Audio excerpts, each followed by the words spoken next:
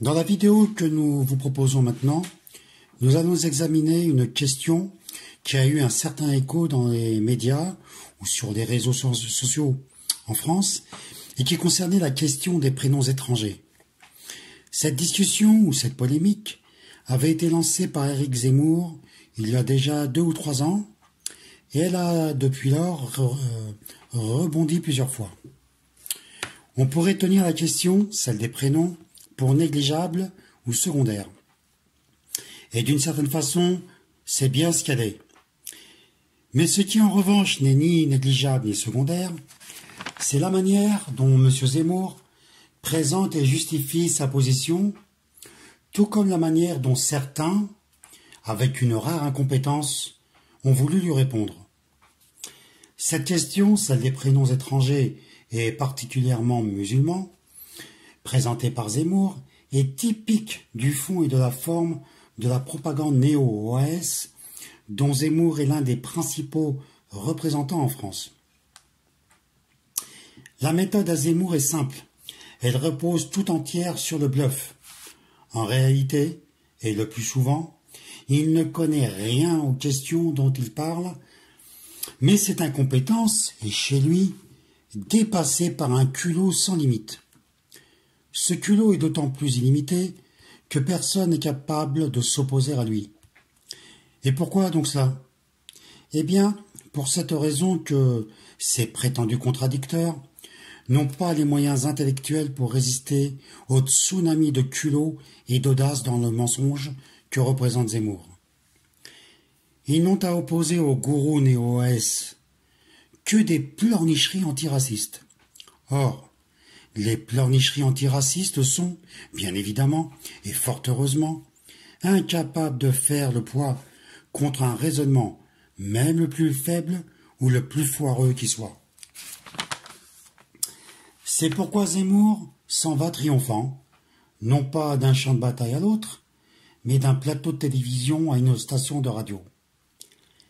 Zemmour ne triomphe pas du fait de son excellence politique ou de sa culture historique éblouissante. Non, évidemment. Zemmour triomphe parce que ses adversaires sont dépourvus de toute culture historique, politique ou philosophique. Ce ne sont que des ramassis de débiles antiracistes, c'est-à-dire aujourd'hui de stupides immigrationnistes. Car, en vérité, et contrairement aux éloges des esclaves des médias dominants, Zemmour est une brêle, d'autant plus gonflé d'orgueil que son pauvre discours n'est jamais discuté de manière sérieuse et compétente. On présente Zemmour comme un type cultivé, en particulier comme quelqu'un riche d'une solide culture historique. Baratin. La culture historique de Zemmour est largement accompagnée d'une vague philosophie de l'histoire, repose sur 2 livres d'historiens français de droite ou d'extrême droite, à savoir l'Histoire de France de Jacques Bainville et l'Histoire des Français de Pierre Daxot. Nous pourrions prendre tout le blabla zémouriste et le passer en revue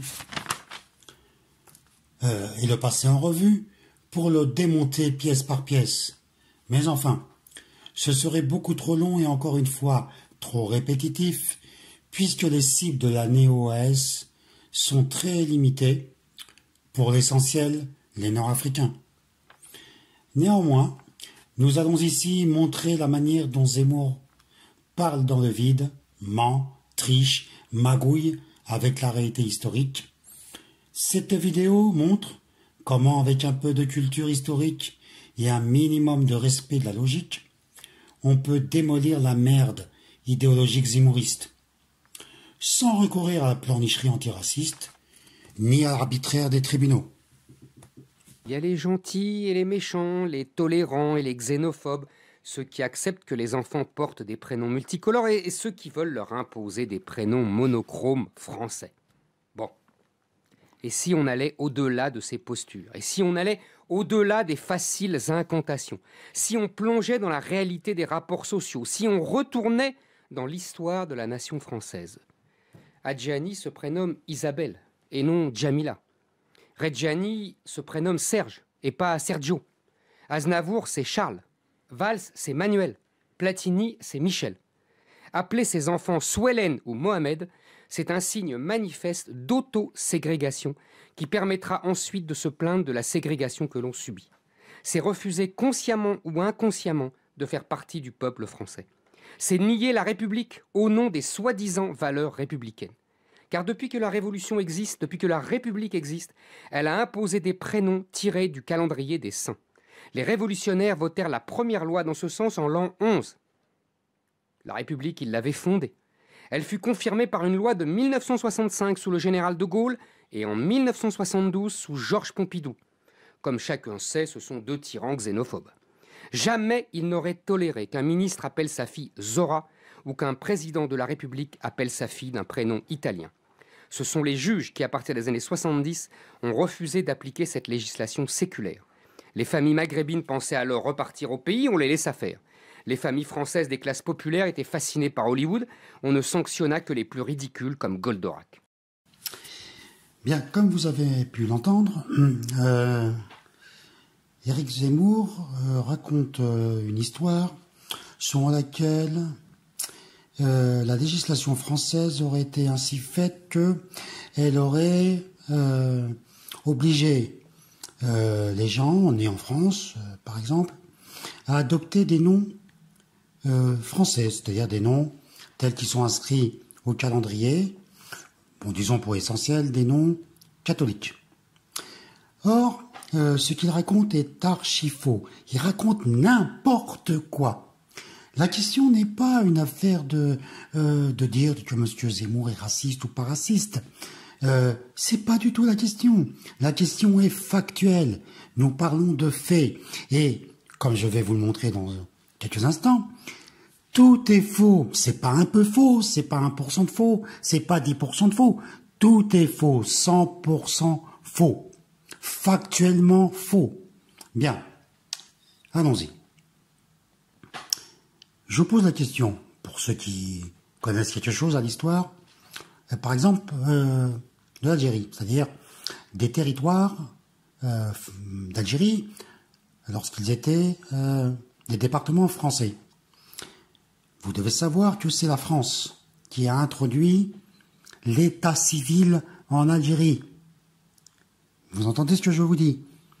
C'est l'État français qui a introduit l'état civil en Algérie. Comment ça s'est passé?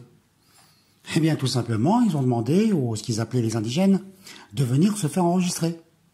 Les indigènes, ils sont venus.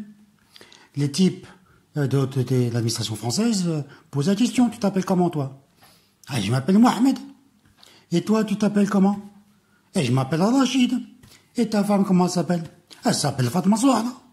Etc., etc., etc. C'est donc l'État français qui a construit l'état civil.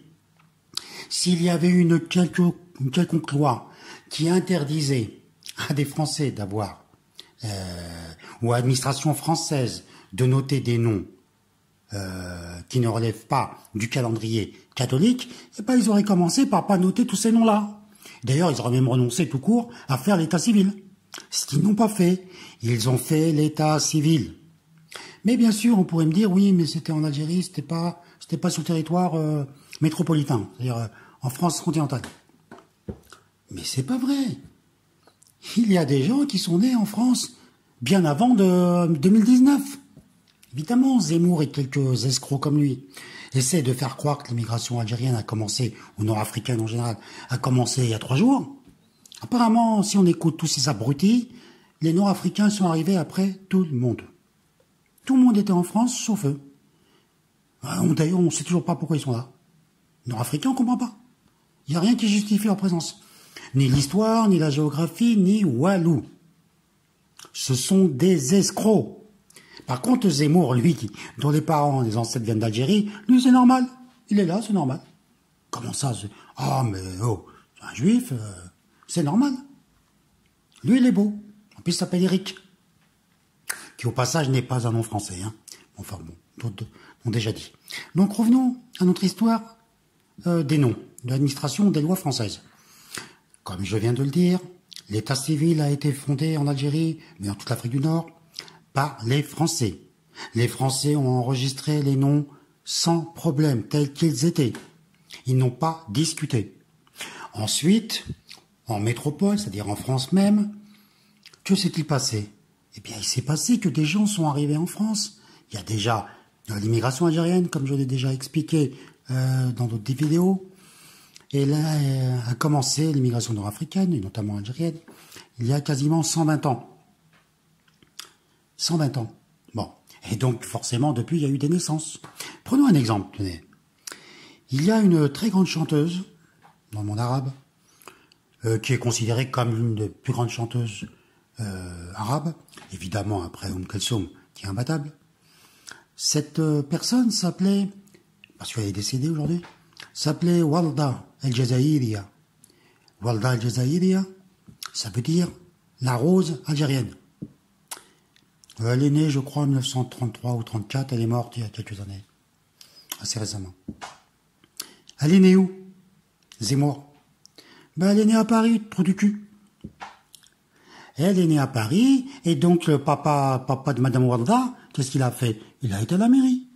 Et il a dit, ils lui ont dit, comment s'appelle ta fille? Elle a dit Walda. Il s'appelle Walda. Qu'est-ce qu'ils ont fait? Eh ben, ils l'ont noté. Voilà, tout simplement, tout bêtement. Ils ont noté son nom. Alors évidemment, là encore, on pourrait me dire, oui, mais un exemple, un deux. Non, pas du tout. C'est parce que vous ne connaissez pas l'histoire de la présence nord-africaine en France. Vous ne connaissez rien. C'est tout le problème avec vous.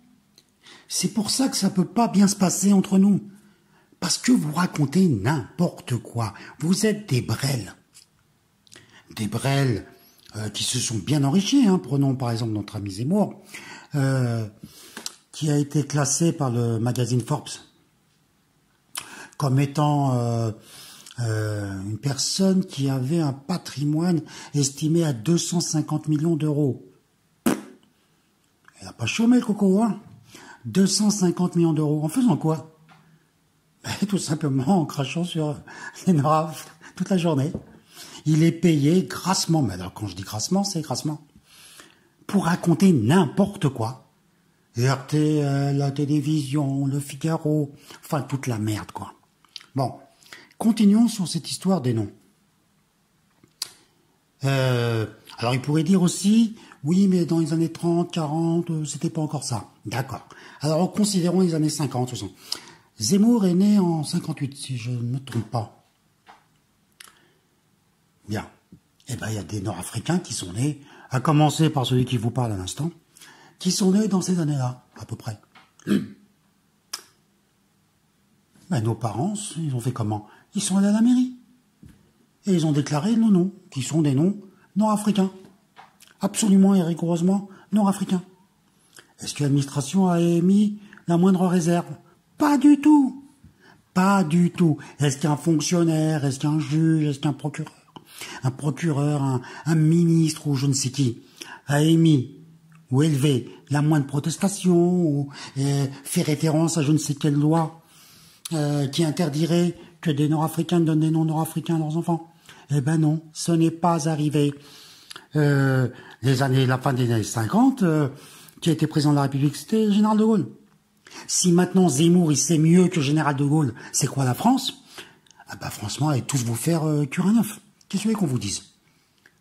Si c'est Zemmour qui dit c'est quoi la France, quand c'est pas Zemmour, c'est Finkielkraut, quand c'est pas... Allez vous faire cuire un œuf. Si c'est ça vos gourous, tant pis pour vous. Devant ce laxisme judiciaire, les préfets baissèrent les bras et le législateur abolit cette législation en 1993. La gauche a l'habitude de parer ses renoncements des atours de la liberté. Pourtant, vous-même, cher... Avant de commenter ce passage, je reviens un instant au début de l'intervention de Zemmour, lorsqu'il évoque, par exemple, le nom de Isabelle Adjani. Je fais remarquer à Zemmour, c'est que Isabelle Adjani a un père nord-africain, père kabyle. Sa mère est allemande. Alors, le prénom, en effet, est, disons, français. Le nom, lui, je vous signale, est typiquement nord-africain. Adjani, c'est nord-africain. Pas tourner autour du pot. Donc, voilà.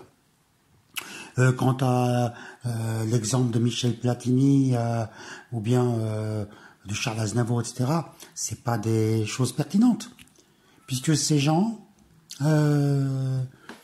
ces noms se traduisent assez aisément en français, hein, et que par ailleurs, ils ne parlent pas de tout. Par exemple, Lino Ventura. Pensez à ce grand acteur qui était Lino Ventura. Lino Ventura n'a pas changé. Non, non. Lino, c'est pas français, c'est italien. Et Ventura non plus. Il s'appelle Lino Ventura. Point la ligne. Donc il est faux de dire que tous les gens issus de l'immigration européenne, italienne, espagnole, portugaise, etc., auraient changé leur nom ou leur prénom. C'est encore un mensonge de ce Zemmour. C'est absolument incroyable que personne ne les relève.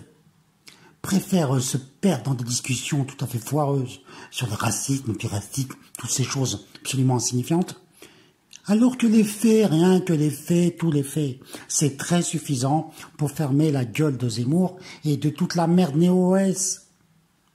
Alors, pour continuer maintenant, il y a le moment où il évoque les années 70 ou 80, où on aurait laissé les Nord-Africains donner les noms qu'ils voulaient, c'est-à-dire Nord-Africains, au motif que l'administration aurait pensé qu'ils allaient rentrer chez eux, blablabla. Bla bla. Mais non, ça encore, c'est une invention de Zemmour. Évidemment que ça n'a jamais été... les choses ne se sont pas passées comme ça, en tout cas du point de vue de l'administration française. Même s'il est vrai, là pour le coup il est vrai, que évidemment les Nord-Africains ne voulaient pas rester en France, hein, c'est clair. Ceux qui connaissent réellement les Nord-Africains, qui connaissent leur histoire, qui connaissent l'histoire des communautés nord-africaines en France, savent parfaitement que le but qu'ils avaient, c'était de retourner chez eux. Ça, c'est clair, ça, c'est vrai. Et je trouve que la suite, dont éventuellement nous reparlerons une autre fois, a contrarié ces plans. Bon, maintenant, revenons-en à cette histoire de loi, qui donc en réalité n'a jamais été appliquée, et n'a pas été jamais appliquée tout simplement par la volonté de l'État français, de ses dirigeants. Point la ligne. Mais c'est quand même simple à comprendre. D'ailleurs, ça arrive souvent que des lois ont été votées, n'ont jamais été appliquées. C'est tout à fait courant, hein. Bon. Alors il dit que finalement la gauche aurait, en 1993, aurait finalement effacé cette loi, l'aurait annulée, etc. Bon, puis après il fait son petit baratin sur la gauche, blablabla. Bon, c'est pas la question de défendre la gauche, vous imaginez bien qu'on n'en a rien à cirer. Mais enfin, pour le coup, c'est un peu... ça n'a pas de contenu, quoi. Je veux dire, la situation, globalement, en dehors des Nord-Africains, et en dehors de la question, même des noms et des prénoms. Enfin, la situation actuelle, globalement, des rapports, du changement de la composition globale de la population française, n'est pas le fait de la gauche, c'est pas vrai. C'est à la fois antérieur, largement antérieur, aux années 90, même aux années 80, même à l'arrivée de Mitterrand au pouvoir. Et ce qui se poursuit aujourd'hui, ce qu'on voit aujourd'hui, est plutôt le fait d'un Sarkozy ou d'un, sous vos yeux, d'un Macron, que pas spécialement de gauche, enfin, même si ça avait pu dire grand-chose. Éric portait un prénom droit de Suède et Robert Ménard un prénom germanique. Mais il ne faut pas tout confondre, ou faire semblant. Les prénoms germaniques ne sont pas étrangers, puisque les Germains sont à l'origine de la France avec les Gallo-Romains. En faire des immigrés, c'est confondre la France avec l'Empire romain. Les prénoms scandinaves ont été depuis toujours francisés par la conversion de ces populations au christianisme. Car que cela plaise ou non, la France est un pays de culture catholique, façonné par l'Église depuis plus de 1000 ans. Les autres... Comme vous pouvez... vous avez pu l'entendre. Dans ce passage-là, Zemmour fait son bonneto. Hop, hop, hop, je t'embrouille ta mère. Bon, raconte absolument n'importe quoi. Mais enfin, germanique, comme il a un prénom germanique, Eric, ou scandinave plutôt précisément, il fait toute une histoire, tout un baratin, sous les yeux ébahis des trous du cul qui l'écoutent, alors que c'est n'importe quoi. Et il conclut ensuite tout ce passage délirant sur l'identité chrétienne, catholique de la France. Oui, d'accord, admettons même qu'il soit vrai. Mais en quoi ça te concerne, Zemmour? Tu t'appelles Zemmour. Où est la liberté? Où sont les racines? Où est la France? Pour rendre hommage à ses racines et à ses ancêtres, à la mémoire de ses parents, le nom de famille suffit. Il sert même à cela depuis toujours. Ben, là, de nouveau, on peut entendre plutôt, Zemmour se livrer à un plaidoyer pro-domo. En fait, il ne peut parler que de lui. C'est tout, il n'y a pas d'autre sujet. Il a le bon prénom, mais il a gardé le bon nom. Parce que, évidemment, pour lui faire la remarque, si tu gardes Eric, il faut virer Zemmour. C'est assez évident. Un type qui s'appellerait, par exemple, Jean-Baptiste Ongolo Mbolo, au hasard, ou qui s'appellerait Jean-Pierre Ching-Chang. Chacun voit bien qu'il y a un souci. Et c'est évident. Bon, mais comme Zemmour est dans cette situation, il préfère inventer toute une histoire, tout un baratin, pour justifier sa situation à lui, personnellement, c'est-à-dire un nom européen, bon, même pas français en réalité, européen, et, d'une part, et d'autre part, un nom typiquement amazigh, typiquement berbère. Voilà. Et donc, il préfère théoriser plutôt que dire, bon, ben voilà, c'est comme ça, tout bêtement. Tout ça est la production, le résultat de toute une histoire. Mais il veut pas. Il ne veut surtout pas parler des réalités historiques. Parce que là, ça va chier pour lui. Mes parents sont venus en France après la guerre. Ils ne parlaient pas un mot de français. Et quand ils ont disparu, ils parlaient un français qui n'était pas trop convenable. Très bien. Ils nous ont donné des prénoms français. Ils nous ont donné des prénoms français, c'est tout à fait exact. Ils nous ont donné des prénoms français, à ma sœur et à moi, des prénoms français, et ils ne nous ont expliqué en réalité que deux choses. Ils avaient été accueillis par la France en 1945, ils avaient pu s'y installer, trouver un appartement, trouver du travail, élever leurs enfants, et donc il y avait deux consignes absolues qu'il fallait respecter. C'était voter le jour des élections et toujours payer ses impôts. Alors maintenant, nous écoutons un passage dans lequel on voit débattre messieurs Safran et monsieur Zemmour. Bon, je ne sais pas trop pourquoi, il faudrait que ce soit monsieur Safran et monsieur Zemmour qui parlent de l'immigration, et vous savez bien de quelle immigration ils parlent, c'est-à-dire encore des NORAF. Ils appellent ça musulmans de temps en temps, enfin bon, selon un peu le moment ou la saison. Bien. Pour commencer, nous entendons monsieur Safran qui raconte une histoire très émouvante. L'histoire de sa famille qui a échappé aux persécutions nazies en Europe de l'Est et qui est venu en France, il a été reçu, intégré, etc. En remerciement de cet accueil français, les parents de M. Safran lui ont donné le prénom de Maurice et à sa sœur également un nom à consonance française, en tout cas un nom tiré du calendrier, c'est-à-dire un nom, disons, catholique. Très bien. Mais cette histoire, je répète, tout à fait émouvante, n'a strictement rien à voir avec nous. Monsieur Safran fait comme si son histoire à lui de juif sorti du shtetl, qui a échappé aux persécutions nazies, avait quelque chose à voir avec notre histoire à nous de Nord-Africains. C'est incroyable. Ces gens ne veulent pas admettre que nous avons une histoire qui est à nous. Son rapport à la France, c'est pas le nôtre. D'accord ? D'abord, j'ai déjà expliqué pourquoi on ne s'appelait pas Maurice, et qu'il n'y avait aucune raison qu'on s'appelle Maurice ou Morissette. Ça ne nous concerne pas. Bien. Il parle par exemple de la Deuxième Guerre mondiale. Ses parents ont échappé aux persécutions, et c'est une très belle chose, fort heureusement pour eux. Mais, comme chacun sait, on a récemment, là, au mois de mai 2019, on a fêté le 75e anniversaire, je crois, de la capitulation allemande, c'est-à-dire de la victoire. Bien. Voilà en quoi ça diffère radicalement entre les histoires de M. Safran et Zemmour et la nôtre. Nous, la fin de la Deuxième Guerre mondiale, c'est pas la fin des problèmes, comme pour M. Safran. Pour nous, c'est la continuation des problèmes.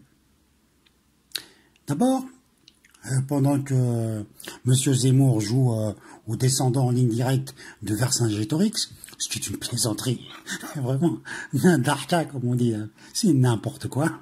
Bon, mais je pose la question, c'était qui l'armée française qui se battait à Monte Cassino, qui libérait la Provence, qui se battait sur le Rhin? C'était qui? Et c'est les Nord-Africains pour l'essentiel. Pour l'essentiel.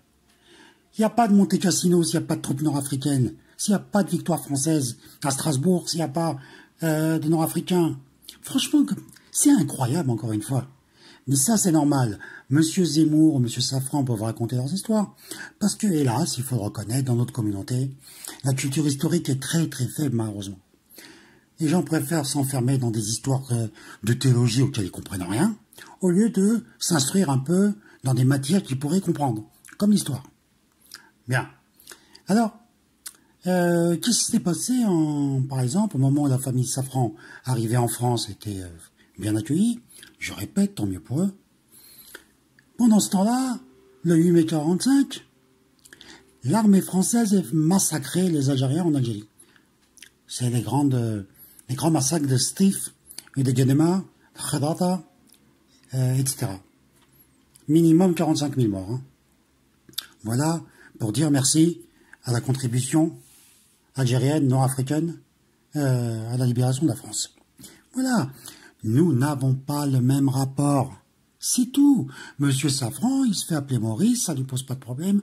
Ses parents ont trouvé en France, une terre d'accueil, etc. C'est pas notre histoire à nous. Pas plus que c'est l'histoire d'autres, l'histoire des Chinois ou des Noirs ou je ne sais qui. Chacun a son histoire, a son rapport aux choses, a son rapport au monde. Voilà. C'était les deux. Bon, très bien. 30 à 40 ans plus tard, les enfants de ces familles-là donnent aujourd'hui, dans 80% des cas, à leurs enfants, alors eux, nés en France, totalement français, éduqués en France, réfléchissant français, mangeant français, pensant français, aujourd'hui, ils donnent à leurs enfants très souvent des prénoms qui ne sont pas français. Donc il s'est passé quelque chose, ça a bougé. Alors je comprends la position d'Éric Zemmour. Alors, avec Sattoussi, ça a pris des proportions absolument terribles, très bien. Mais il faut constater que ça a bougé, profondément bougé. Dans les familles juives aujourd'hui, pour dire les choses clairement, il y a très peu d'enfants qui ont des prénoms français, alors que c'était le cas. C'était le cas dans nos familles juste après la guerre. Donc il y a des mouvements dans la société française. Et ces gens-là sont autant français qu'Éric Zemmour, aussi culturellement français qu'Éric Zemmour. Et vous ne leur ferez jamais croire qu'appeler leur fils Élie font que tout d'un coup, ils perdent l'amour de la France. C'est absurde. C'est absurde. Le truc des familles juives pour cacher l'islam, c'est un coup classique. Pour cacher l'islam? Oui, oui, on va parler. Parce que tout ça est faux. Tout ça, c'est du baratin, sauf le début. Alors maintenant, nous avançons un peu, et enfin, à la fois nous avançons, mais en même temps nous restreignons la conversation, puisque nos deux amis, un juif ashkénaze, c'est-à-dire M. Safran, quoiqu'il ait un type physique plutôt séfarade. Enfin bon, ça c'est leurs affaires. Et M. Zemmour, qui est un juif algérien amazigh. Donc c'est séfarade si on veut. Bon. Monsieur Safran explique maintenant que par rapport à sa génération, les choses ont beaucoup évolué chez les familles juives juive, pardon. C'est-à-dire que autant jadis on donnait des noms français, autant aujourd'hui dans les familles juives, les parents donnent des noms à consonance juive. Alors ils donnent l'exemple d'Élie, mais bon, on sait bien qu'il y a Arié, Shlomo, bon, etc. Hein, des noms juifs, tirés de la tradition religieuse juive.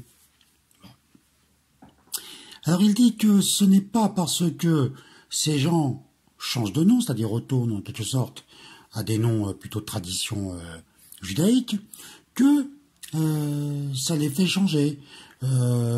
Comment dit-il? Il dit il mange français, il parle français, il pense français. Bon, alors là, ça devient n'importe quoi. Parce que, qu'est-ce que ça veut dire manger français? Qu'est-ce que ça veut dire penser français? Mais ça veut strictement rien dire, enfin.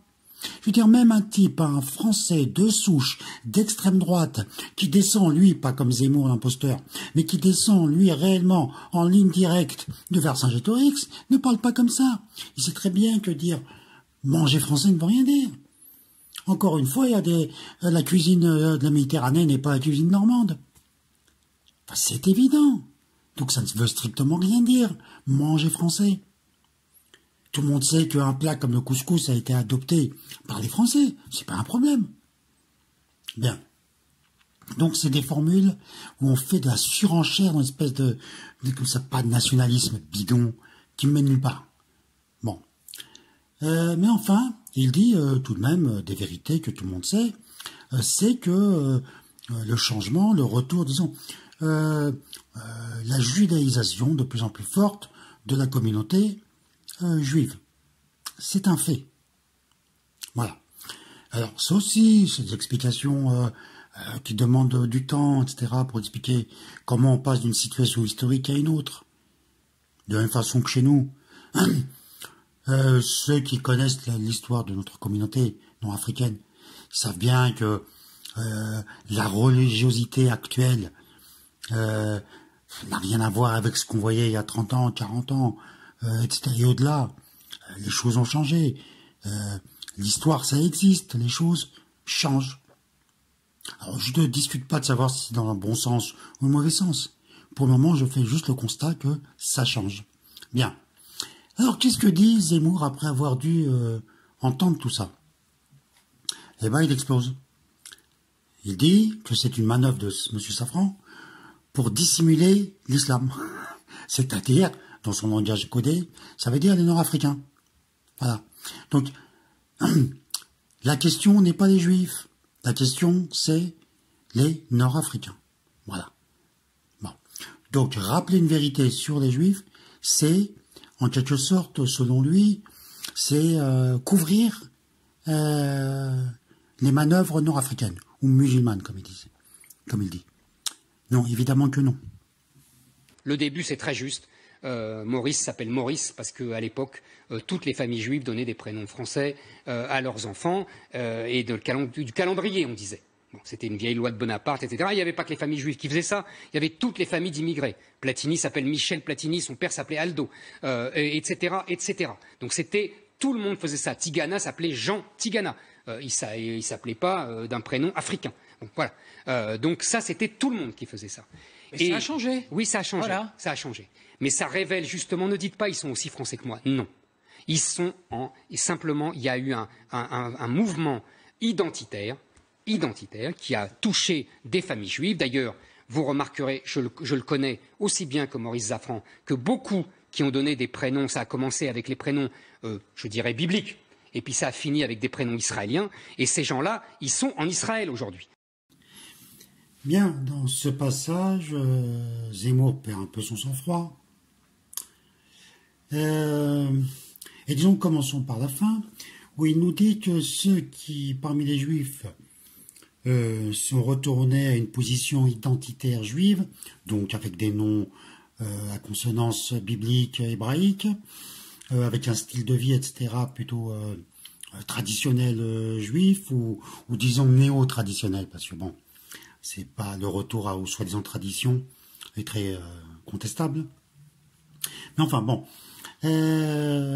Il nous dit tout cela, donc, tous ces juifs, sont en Israël. À moins de considérer que la France est devenue Israël, ce n'est pas vrai. Ils sont évidemment en France, c'est en France qu'on les voit, et pas en Israël. On en voit partout en France, habillés de telle ou telle manière, avec des prénoms, etc., à consonance biblique et hébraïque, avec leurs écoles séparées, etc. Donc, il raconte encore une fois un mensonge. Ce n'est pas vrai, ils ne sont pas en Israël. Je répète, sauf à dire que la France et Israël sont une seule et même chose. Bon, pour revenir un peu à ce qu'il a dit précédemment, dans le même passage, il répète encore son histoire fausse, comme nous l'avons déjà dit, selon laquelle les générations d'immigrés qui sont venus en France antérieurement auraient tous changé de nom. Ce n'est pas vrai. Nous avons donné quelques exemples. Mais là encore, il faut savoir ce qui est visé. Ce sont les Nord-Africains qui sont visés. Il veut laisser croire que tout le monde aurait changé de nom, aurait changé de prénom, disons, parce que bon, c'est plutôt les prénoms qu'il vise. Et ce n'est, encore une fois, comme nous l'avons déjà expliqué, ce n'est pas vrai. Nous étions là, nous autres Nord-Africains, il y avait déjà des gens ici qui conservaient leur nom à consonance musulmane, nord-africaine.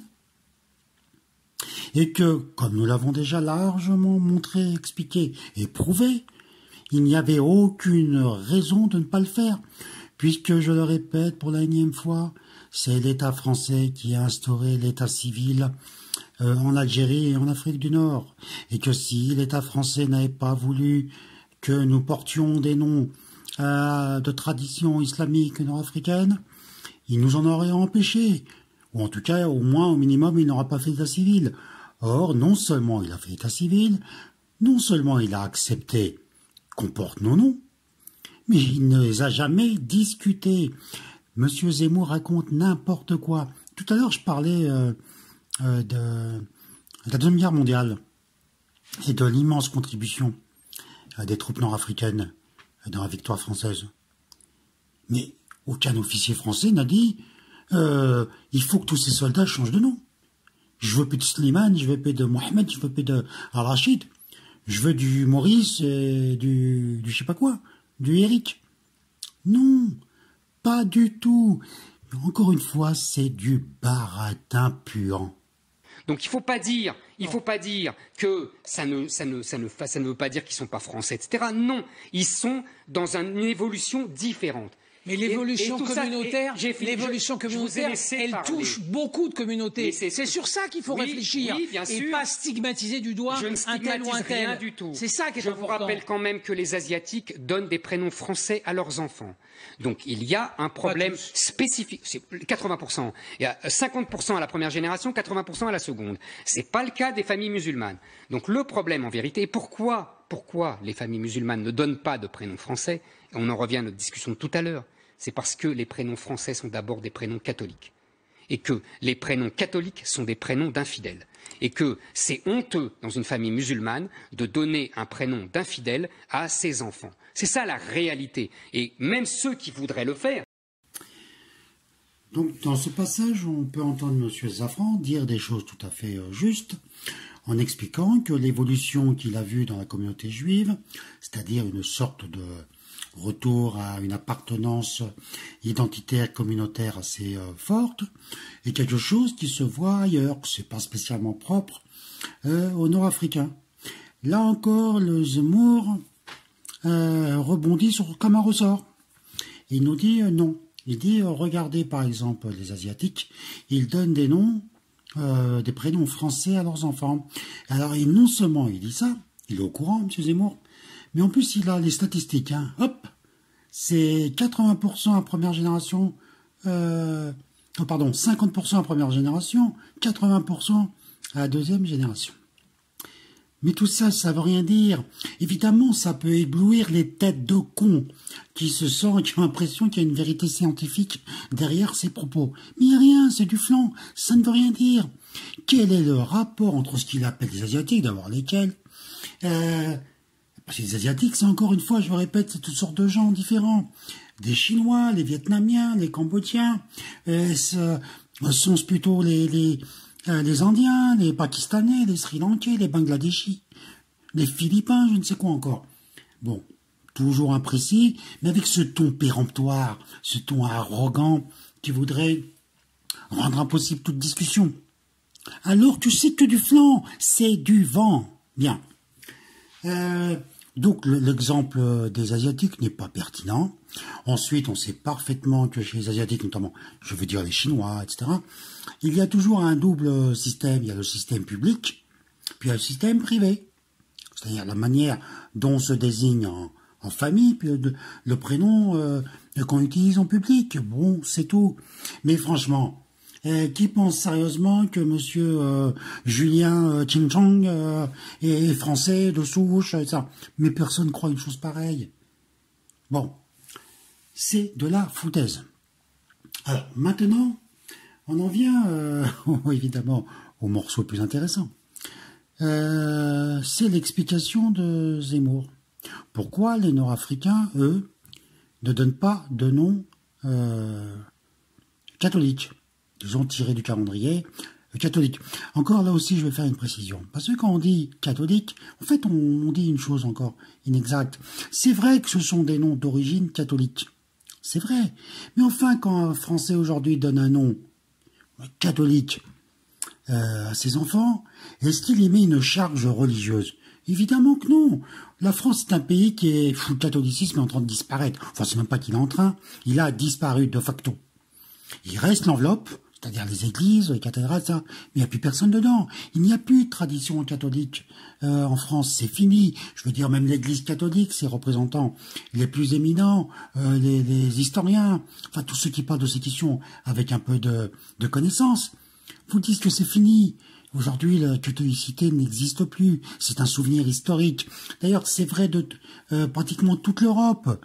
Le christianisme, au-delà du catholicisme, le christianisme dans son ensemble est en train de disparaître. Aujourd'hui, ce qu'on appelle le seul morceau de christianisme qui existe encore en France et qui même s'accroît largement, c'est l'Église évangélique. Ce sont les évangéliques, c'est-à-dire cette version un peu sous-développée du christianisme qu'on retrouve essentiellement chez les Africains, dans des groupes migrants subsahariens. C'est tout. Enfin, c'est des choses évidentes. Hein. Mais là encore, Zemmour, il n'est pas au courant. Zemmour, à part nous, il ne connaît rien. À part parler de nous, comme toute la racaille néo-OS, il ne sait rien. Courant de rien, rien qui l'intéresse. Bien. Alors, pour revenir donc à notre communauté, il dit ne donne pas de nom catholique parce qu'ils sont musulmans, en fait. Ça revient à ça. Eh ben oui, du coup.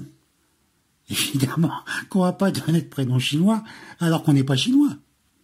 On ne donne pas de prénom catholique parce qu'on ne l'est pas catholique. C'est tout bête. Je répète, quand l'État français a inventé l'état civil en Afrique du Nord, et en général et en Algérie en particulier, l'État français savait bien qu'on n'était pas catholique. Enfin, c'est incroyable. Hein. Il découvre l'eau tiède. Hein. Un peu d'eau chaude, un peu d'eau froide, ça fait de l'eau tiède. C'est vraiment n'importe quoi. Alors, mais comme rappeler des faits historiques simples, compréhensibles, ça suffit pas. Il faut y mettre la dose qu'il faut de menaces, hein. C'est parce que c'est des noms de mécréants. Les noms catholiques sont des noms de mécréants. Et que c'est une honte de donner des noms de mécréants. Très bien. Mais pourquoi vous, les juifs, vous donnez pas de noms chinois à vos enfants? Tout simplement parce que ça ne vous concerne pas. Et qu'en plus, c'est pas des noms cachers. Hein, c'est pas des noms respectables, c'est pas des noms juifs. Voilà, c'est pour ça que vous faites. Bon, je répète encore une fois, les Nord-Africains donnent des noms à consonance, des prénoms à consonance, disons, musulmane nord-africaine. Parce qu'il y a des noms strictement musulmans, il y a des prénoms musulmans, d'autres prénoms qui sont plutôt traditionnels, qui n'ont pas de contenu religieux. Hein. Si vous dites je ne sais pas moi, des noms berbères comme Ansri ou Abdien ou Amran, ou ouais, ça n'a pas de contenu religieux. Si vous dites un nom arabophone comme Zoubida, ça n'a pas de contenu religieux. Bon, voilà, donc... enfin, on ne va pas rentrer dans toutes ces complications, parce qu'évidemment, là, les Zemmour et son public d'abrutis ne pourra plus suivre. Hein. Bon. Parce qu'il y en a, je suis tout à fait d'accord avec vous, qui voudraient le faire. Ils sont tellement surveillés par le reste de la famille et par le reste de la fratrie ou par les voisins, etc. Parce que le problème, c'est que tout le monde vit en groupe aujourd'hui. C'est ça le problème. Comment on en est arrivé là? Ben, comment on est arrivé là? C'est simple. Le nombre d'abord. Tout bêtement, et tout simple. Mais si, le nombre est beaucoup trop important. On n'a jamais arrêté les flux. Vous savez, en France, même avec les Italiens et les Polonais, qui sont quand même très proches de nous, et surtout les Italiens, comment on a francisé tout le monde? C'est parce qu'on a d'abord fermé les frontières à un moment, et deuxièmement, on a renvoyé les 2 tiers des Italiens et des Polonais qui étaient venus en France. Donc on n'a gardé que le tiers qui voulait vraiment s'assimiler. On n'a jamais fait ça pour les migrations maghrébines et africaines. C'est le problème numéro 1. Alors dans ce passage, pour expliquer que la pérennité des noms, comme il dit, musulmans, chez les Nord-Africains, il explique que ce serait dû à la pression interne de cette communauté, à la surveillance des uns qu'exercent les uns sur les autres, une sorte de terrorisme interne qui obligerait les Nord-Africains à se donner des noms nord-africains. Bon, c'est le grand n'importe quoi. N'insistons pas. Parce qu'on pourrait dire ça des Juifs. Hein. Si les Juifs se rejudaïsent autant, ne serait-ce que par les prénoms, c'est donc que c'est le Mossad qui menace tout le monde. Et donc celui qui appelle pas son gosse Shlomo, il se fait fumer par le Mossad. C'est n'importe quoi. Bon. Enfin bon, vraiment Zemmour. Et on tient une couche les gars. Bon, alors après, il veut se livrer à une explication sociologique. Et alors le journaliste pose la question, oui mais pourquoi c'est comme ça? Et Zemmour a la solution, c'est à cause du grand nombre. Il y en a trop. Pas des Juifs, hein. Il y a trop de Nord-Africains. Même si en même temps, dans sa phrase, il essaye de nous coller les Africains avec nous. Comme si on était concernés, comme si c'était la même histoire, comme si c'était le même sujet. Bon. Mais évidemment, comme c'est Zemmour, il ne peut pas s'empêcher de raconter n'importe quoi et de mentir, d'inventer. Par exemple, il dit que même s'agissant de l'immigration italienne et polonaise, on aurait, enfin donc les Français, au petit passage, hein, cette petite plaisanterie Zemmourin, lorsqu'il dit les Italiens qui sont si proches de nous, moi tu te fous de la gueule du monde. Si proche de qui? Toi Zemmour? Putain, avec ta tête de chameau. Enfin, on te l'a déjà dit que t'avais une tête de chameau, mais c'est vrai. Nous, les Amazirs, en général, on n'a pas de tête de chameau. Mais toi, si. Je sais pas pourquoi, mais toi, si. Bon, alors il dit les Polonais et les Italiens auraient été aux 3/4 expulsés. On aurait conservé que les très très bons, hein, un tiers. Mais évidemment, ce n'est pas vrai. Alors, ce qui est vrai en revanche, c'est que pour les Italiens, c'est inexact. Hein. Mais pour les Polonais, c'est vrai. C'est vrai que à la fin de la Deuxième Guerre mondiale, effectivement, les Polonais qui étaient concentrés surtout dans l'est de la France, une bonne partie d'entre eux ont été, en effet, c'est vrai, expulsés. Ils ont été expulsés vers la Pologne. Bon, c'est un fait réel. Bon, ça se vérifie assez facilement en lisant des histoires de l'immigration en général et de l'immigration polonaise en particulier. C'est vrai. Bon, je ne rentrerai pas trop dans les détails des motifs, mais bon, c'est un fait exact. Mais ce n'est pas vrai pour les Italiens, ce n'est pas vrai pour les Espagnols, ce n'est pas vrai pour les autres. Hein. Et ce n'est évidemment pas vrai pour les Nord-Africains.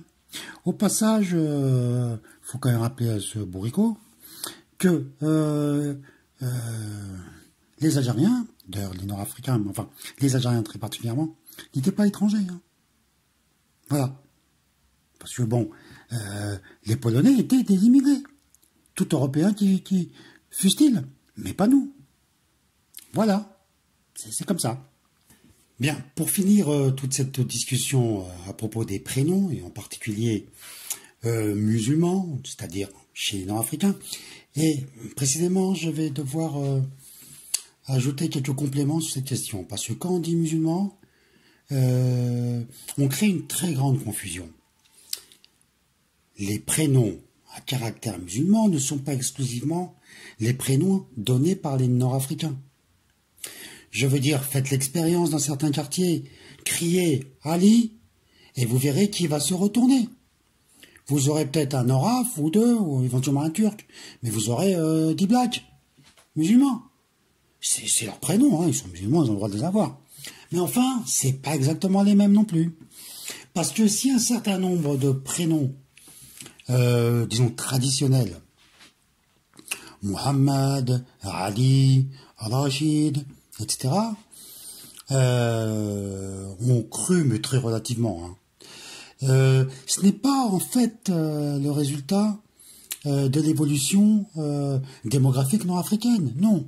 C'est parce que, surtout, des gens venus d'ailleurs, d'autres gens de culture ou de religion musulmane plutôt, disons plutôt de religion, sont venus et empruntent des noms musulmans. Je veux dire les Bangladeshis et surtout les Pakistanais, etc.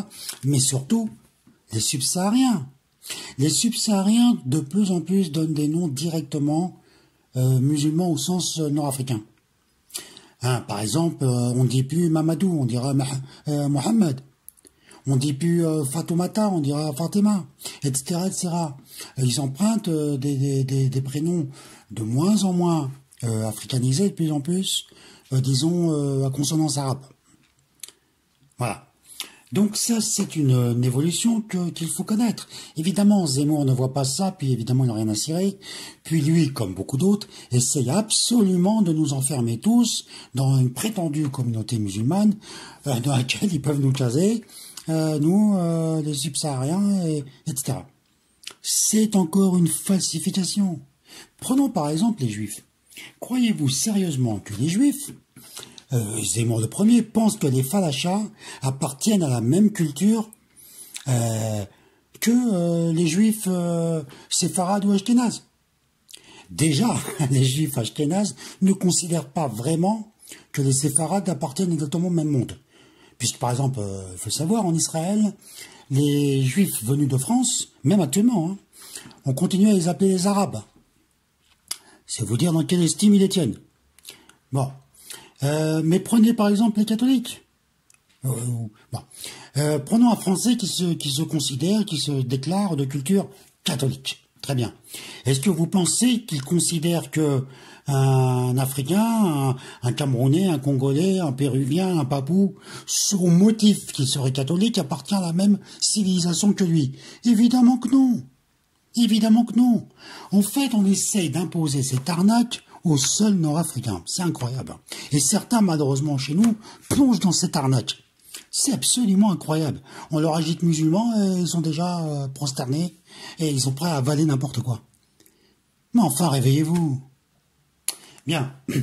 Par ailleurs, il y a un point qu'il faut savoir, c'est que les noms que donnent les Nord-Africains aujourd'hui aux enfants, aux jeunes, depuis disons 20 ans, ont beaucoup changé.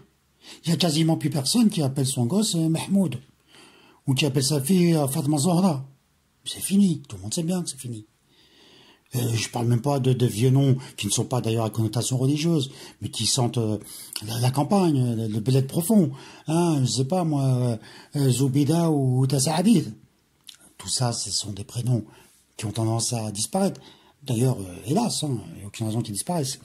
Les noms qui sont en vogue, c'est plutôt des prénoms du genre Ayel, Ryan, Anissa, enfin, etc. Anaïs, Inès, enfin bref, je ne vais pas vous faire la liste, vous la connaissez. Bon, donc il y a une évolution, même dans notre communauté, il y a une évolution dans l'usage des prénoms, ce qui est tout à fait normal.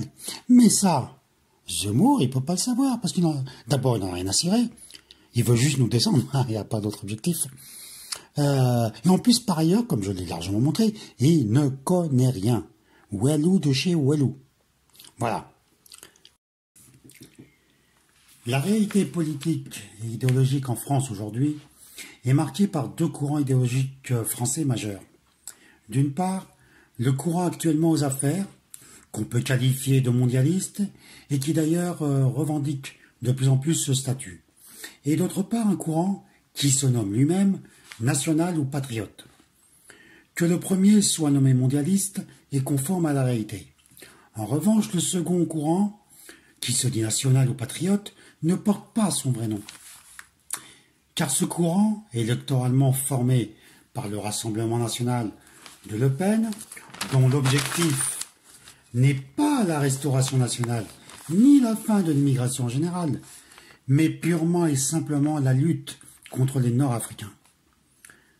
Le courant pseudo-national en France est en réalité le courant néo-OAS. Et Zemmour est un représentant de ce courant. Il en est même le principal représentant. Les affaires vont si bien qu'il est maintenant à la tête d'une fortune de 280 millions d'euros. Cette fortune, il ne l'a pas acquise en créant une entreprise devenue prospère, non. Il l'a obtenue en créant une entreprise diffusant l'idéologie néo-OAS, c'est-à-dire anti-algérienne, anti-nord-africaine. Dans cette vidéo, nous avons pris un exemple parmi une grande quantité d'autres possibles de l'idéologie néo-OAS et de sa misérable méthode. Méthode faite de mensonges, d'erreurs factuelles, d'approximations, etc. Et nous avons montré, en n'utilisant que des moyens honorables, c'est-à-dire conformes à la vérité historique, comment il était possible et finalement facile de réfuter le caca idéologique néo-OAS, fondamentalement hostile aux Nord-Africains, comme nous l'avons déjà dit. Il faut savoir que, pour le moment, l'affrontement doit se produire sur le terrain idéologique, historique, sociologique, etc. Mais tôt ou tard, il aura inévitablement un moment matériel, c'est-à-dire militaire. Les vidéos que nous avons faites et celles que nous ferons, s'il plaît à Dieu, ont clairement pour objet de montrer où tout cela va nous mener, nous, Nord-Africains, à savoir au conflit avec la néo-OAS. Déjà, Zemmour le dit franchement, la guerre civile est à l'horizon. Par guerre civile, il veut dire la guerre contre les Nord-Africains. Il ne faudrait pas que les Nord-Africains prennent ça à la légère, prennent à la légère de pareilles menaces, car sinon, ils s'en repentiront amèrement.